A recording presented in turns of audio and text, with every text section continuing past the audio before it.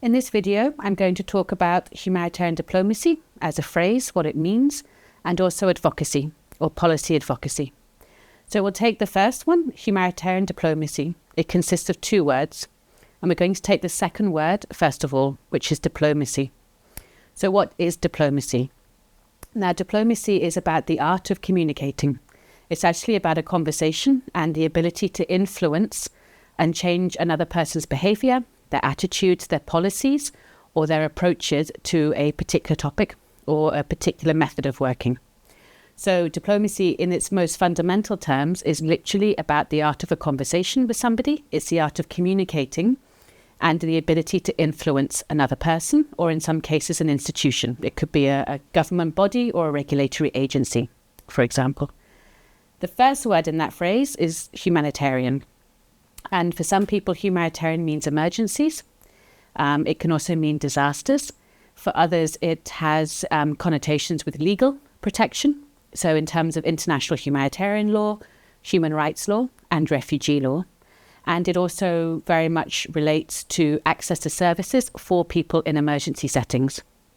So when you put the two words together, humanitarian diplomacy, it's the ability to communicate and to advocate on behalf of people with humanitarian needs. And from the mental health and psychosocial support perspective, this is the ability to advocate for people with a pre-existing mental health condition. So, for example, someone with a chronic condition, it can be a child born with an intellectual disability, or it can be a person with psychosis, and also people that have been accessing humanitarian services or mental health services in emergency settings because of the emergency themselves that they've experienced. So because they've had an increase in distress levels, they might have lost their house, they might have lost their income, they might have lost family members, and as a result, they are unable to cope and they need access to additional support, mental health and or psychosocial support.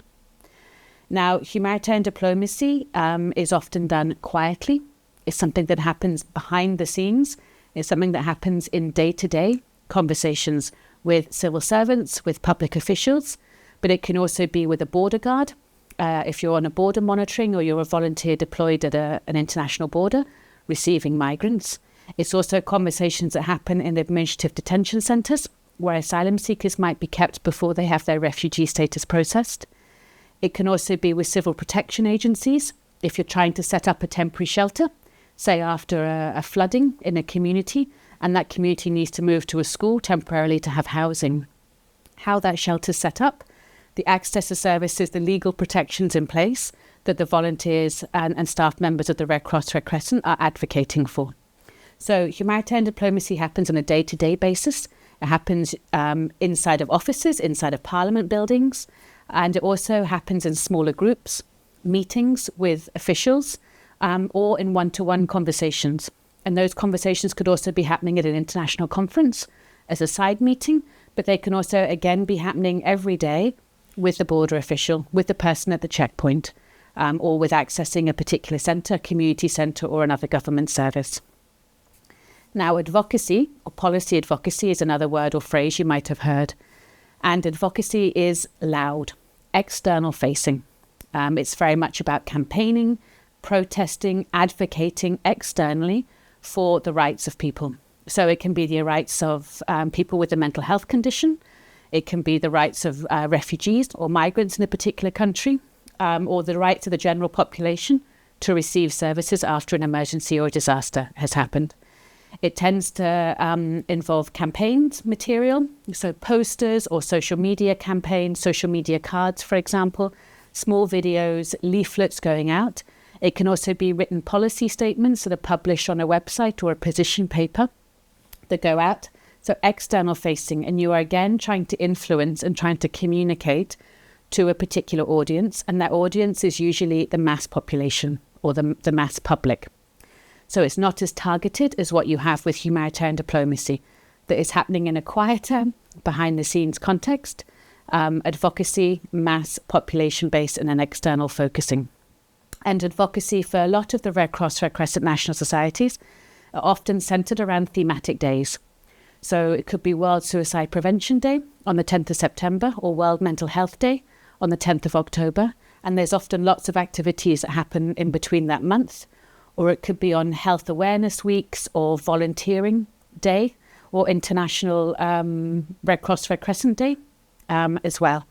And in these, there tends to be, again, campaign literature and the opportunity to educate and to raise awareness with the public. Again, mass population level, external facing. Both are needed. They're two sides of the same coin. So humanitarian diplomacy is needed on a day-to-day basis and can be done by policy staff within your national society, but can also be done by mental health and psychosocial support staff and volunteers. And advocacy is also needed. And advocacy also involves working with your communication colleagues, often because they help you with the art of communicating externally to the mass audience, creating campaign literature, creating information, education and awareness materials. So all staff and volunteers can actually get involved in humanitarian diplomacy and advocacy work. And all national societies have a responsibility to advocate for the humanitarian needs of the most vulnerable and marginalised in societies, which are often people with mental health and psychosocial support needs or mental health conditions as well.